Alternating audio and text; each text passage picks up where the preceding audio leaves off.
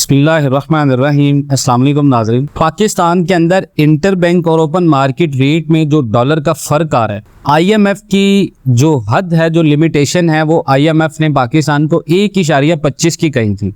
अब इसका नतीजा क्या होगा जो पाकिस्तान का ओपन मार्केट और इंटर बैंक मार्केट के अंदर फ़र्क आ रहा है, और इससे पाकिस्तान के अंदर आने वाले दिनों में IMF की मज़ीद अगर सख्त शराइत आती हैं तो डॉलर कितना महंगा हो सकता है और इसके असरात पाकिस्तान के इन्फ्लेशन के ऊपर क्या होने जा रहे हैं, और इन दोनों में इतना फ़र्क इतना ज़्यादा क्यों है, ये तमाम तर चीज़ें आपको आज की वीडियो में मैं डिटेल से बताऊंगा कि गोल्ड इन्वेस्टमेंट भी कहाँ तक जा सकती है। देखिए, अगर आप बात करें पाकिस्तान में इंटर बैंक और ओपन मार्केट रेट्स में जो पैदा हो चुका फ़र्क, तो वो ज़ेरे बहस बहुत ज़्यादा आ रहा है पाकिस्तान के अंदर कि इंटर बैंक और ओपन मार्केट रेट में डॉलर की कदर में ज़्यादा फ़र्क है। आलमी यानी कि जो इदारा IMF मुआहदे की जानब इशारा है कि इंटर बैंक और ओपन मार्केट में रेट्स का ज़्यादा फ़र्क मुआहदे की खिलाफ वर्जी है। आलमी इदारे ने कहा था कि ओपन मार्केट और इंटर बैंक मार्केट में डॉलर की कीमत में फ़र्क 1.25% से ज़्यादा नहीं होना चाहिए। इसके बावजूद दोनों करेंसी मार्केट्स में डॉलर की कीमत में 14 रुपये से ज़ायद का फ़र्क पाकिस्तान के अंदर पैदा हो चुका है, और कारोबार के इख्तिताम तक कल बुध के दिन इंटर बैंक में डॉलर की कीमत 304.44 रुपये पर आ चुकी थी, जबकि ओपन मार्केट में डॉलर 319 रुपये में सेल हुआ। और पाकिस्तान की जो वज़ीर ख़जाना डॉक्टर शमशाद अख्तर हैं, उनका इस हवाले से कहना था कि अगर IMF मुआहदे पर अमल दरामद ना हुआ तो डॉलर की आमद पाकिस्तान के अंदर रुक जाएगी और मुआशी सूरत हाल पाकिस्तान की मज़ीद ख़राब हो जाएगी। ओपन मार्केट और इंटर बैंक में आज की वीडियो में हम बात करते हैं डॉलर का फ़र्क क्या है। देखिए जी, ओपन मार्केट और inter bank rate currency exchange में इस्तेमाल होने वाली दो अलग अलग एक्सचेंज है, इनकी रेशो है।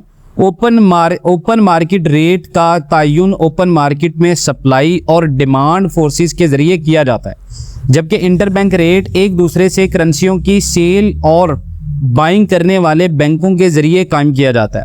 इंटर बैंक रेट आम तौर पर पाकिस्तान के अंदर सिर्फ सबसे बड़े और सबसे ज़्यादा काबिल एतमाद यानी मालियाती इदारों के लिए होता है, लेकिन उसके बरअक्स अगर आप ओपन मार्केट की बात करें तो ओपन मार्केट रेट वो शरह है जो कोई भी कस्टमर आम तौर पर हवाला हुंडियों, मकामी करेंसी एक्सचेंज या दूसरी रिटेल फॉरेन एक्सचेंज जो भी प्रोवाइडिंग होती हैं करेंसी का काम करने वाली, उनके वक़्त वसूल करने की तवक्को करते हैं।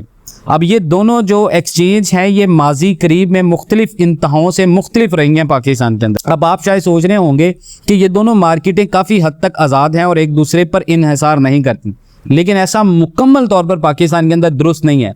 फॉरेन एक्सचेंज कंपनियां कारोबारी दिन के इख्तिताम पर अपने करेंसीज को इंटर बैंक में जमा कराती हैं और इस तरह ये भी इस सिस्टम का हिस्सा बन जाती हैं। आम तौर पर दो एक्सचेंज के दरमियान फ़र्क की बुनियादी वजह यह है कि एक्सचेंज कंपनियां बाज़ औक़ात कमीशन की जगह मार्जिन वसूल करती हैं ताकि पैसा कमा सकें। नतीजतन इंटर बैंक और ओपन मार्केट रेट में फ़र्क पैदा होता है। आम हालात में दोनों एक्सचेंज में फ़र्क कम होता है, लेकिन राइज और फॉल यानी उतार चढ़ाव के वक्त ये फ़र्क बढ़ जाता है। अब बाज़ औक़ात इंटर बैंक रेट और ओपन मार्केट रेट से ज़्यादा होता है, तो ये बहुत नायाब है, लेकिन हुआ है। दोनों रेट्स में फ़र्क क्यों पैदा होता है, आप देखें।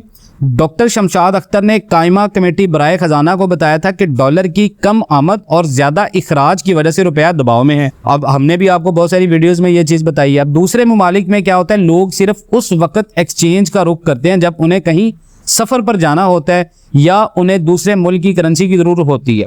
लोग बिला वजह दूसरी करेंसियाँ ना तो ख़रीदते हैं और ना ही अपने पास ज़ख़ीरा करते हैं। अब मुंतकी ये है कि जब ज़र मुबादला की डिमांड होती है तो ओपन मार्केट रेट बढ़ जाता है। ये उस वक्त होता है जब लोग ज़्यादा सफ़र कर रहे हों, ट्रैवलिंग कर रहे हों, या बैरून मुल्क जैसे पाकिस्तान के अंदर लोग स्टूडेंट्स के लिए जा रहे हैं, स्टूडेंट जाते हैं स्टडी के लिए जा रहे हैं, तो अपनी जमा पूंजी को डॉलर में तब्दील करने की कोशिश करते हैं। इन दिनों ओपन मार्केट रेट में इजाफे की बुनियादी वजह रुपये की कदर में कमी है, क्योंकि इससे एक्सचेंज मार्केट में तेज़ी से पैसा कमाया जा सकता है। अब बचत करने वालों ने अपनी जितनी भी सेविंग्स हैं उनको डॉलर में एक्सचेंज करके जो है वो इसकी डिमांड में इजाफा किया है, लेकिन महंगाई की वजह से मुल्क छोड़ने वालों में तेज़ी आ चुकी है पाकिस्तान के अंदर, तो लोग गैर मुल्की करेंसी के लिए करेंसी एक्सचेंज की तरफ ज़्यादा भाग रहे हैं।